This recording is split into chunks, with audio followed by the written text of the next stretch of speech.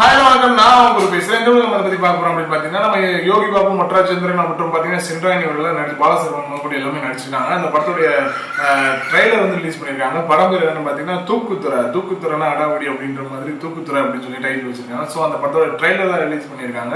நம்ம அந்த படத்தோட ரியாக்ஷன் வீடியோ தான் பார்க்க போறோம். ஃபர்ஸ்ட் ஆஃப் ஆல் நம்ம வீடியோக்குள்ள போய் ரியாக்ஷன் பார்த்து வந்து பேசலாம். வீடியோக்குள்ள போகலாம். தூக்குத்துறை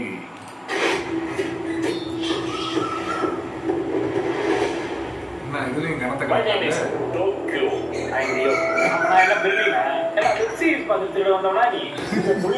முடிவு பண்ணீங்க. இதுல நீதி, நியாயம், நேர்மை, உண்மை எதுவுமே நீங்க பார்க்கக்கூடாது. விசுவாசமா இது எல்லாத்தையும் நான் உங்ககிட்ட 4 வருஷத்துக்கு ஒரு தடவை நடத்துற திருவிழாவை இந்த வருஷம் மாசம் நடத்துறாங்க. கரெக்டா அந்த கிரீடத்தை மட்டும் நம்ம அடிச்சிட்டோம்னா பல தலைமுறைக்கு உட்காந்து சாப்பிடலாம்.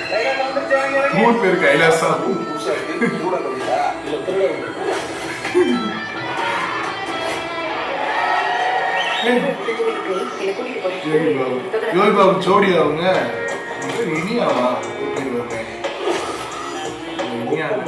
மட்டும் நம்ம மேட்டு தெரிஞ்சதுன்னா என்ன நடந்து ஏது நடந்து ஒரு பயப்பாடு. காணாம போச்சு தெரிஞ்சா ஒரு பண்ண ஒரு திருடுற படத்தை வந்து எடுத்துருக்காங்க. அடுத்த ராஜா நான் தான், நமக்கு தான். நீ நினைக்கிற மாதிரி அது சாதாரண கிணறு கிடையாதுயா. நீ நினைக்கிற மாதிரி சாதாரண கை இல்ல, அந்த ஆனந்த கழிவு மாதிரி கொடூரமான கேட்டா இல்ல. 20 வருஷத்துக்கு முன்னாடி 20 வருஷத்துக்கு முன்னாடி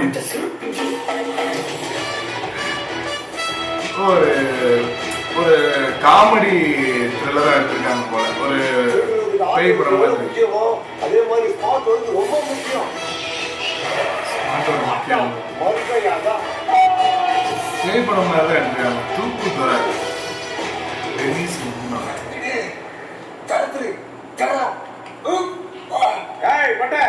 என்ன கருணு மசாஜ் பண்ணுகிற?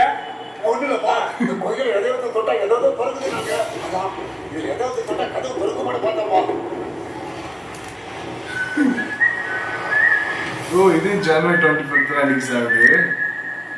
ஓகே, பார்த்துட்டோம், ட்ரெய்லர் பார்த்துட்டோம். பார்த்தீங்கன்னா பார்த்த வரைக்கும் ஒரு காமெடியா ஒரு பேய் படம், அப்புறம் அது வந்து ஒரு கலவன்றவங்களுக்கு வர மாதிரி எடுத்திருக்காங்க போல. இப்போ லாஸ்டா நிறைய படங்கள் இது மாதிரியுமே வந்திருக்குங்க. குலேப காவலி வந்திருக்குது, அப்புறம் திருட போன இடத்துல பேய்ட்ட மாட்டிக்கிற மாதிரி நிறைய படங்கள் இருக்கு. இது ஒரு காமெடி த்ரில்லரா இருக்கு. இப்போ நிறைய காமெடி ஆர்டிஸ்ட் தான், எக்கச்சக்கமா காமெடி ஆர்டிஸ்ட் தான் நடிச்சிருக்காங்க. லாஸ்டா வந்து பாத்தீங்கன்னா ஒரு மாரிமுத்து, இப்போ லாஸ்டா அவர் இறந்தார். அவரு வேற இருந்த மாதிரி இருந்துச்சு. நல்லா இருக்குங்க. அவர் வந்து யோகி பாபு வந்து திருவிழாவுக்கு ஏதோ அந்த எப்படி சொல்லுவாங்கன்னா, அந்த ஸ்கிரீன் எல்லாம் போட்டு படம் ஓட்டுவாங்க இல்லையா, அந்த மாதிரி ஏதோ ஒரு கேரக்டர்ல இருக்காரு போல. மொட்டராஜேந்திரன் தான் டீம் லீடர். அவர் வந்து பாத்தீங்கன்னா அவர் வந்து ஆள் சேர்க்கிறாரு. அதாவது சென்ட்ராயன், அப்புறம் பாலசரவணன், அப்புறம் இன்னொருத்தர் வேற இருக்காப்புல.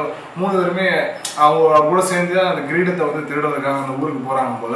சூதுவோம் கூட அந்த மாதிரி தான் ஒரு காமெடியா எடுத்திருப்பாங்க, திருடுற படமா எடுத்திருப்பாங்க.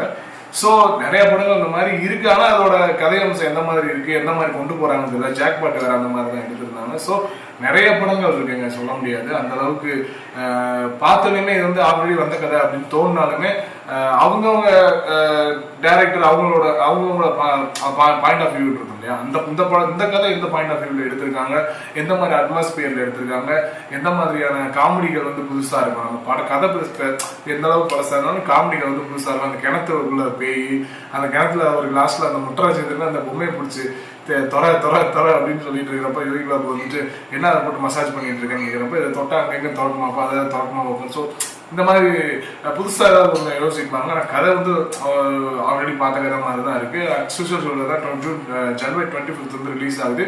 தேர்ட் ரிலீஸ் ஆச்சுன்னா உங்களுக்கு இதுக்குமே ஒரு பப்ளிக் ரிவ்யூ எடுத்து போட பார்க்குறேன். அடுத்த ஒரு ரியாக்ஷன் பண்ணலாம். பாய்.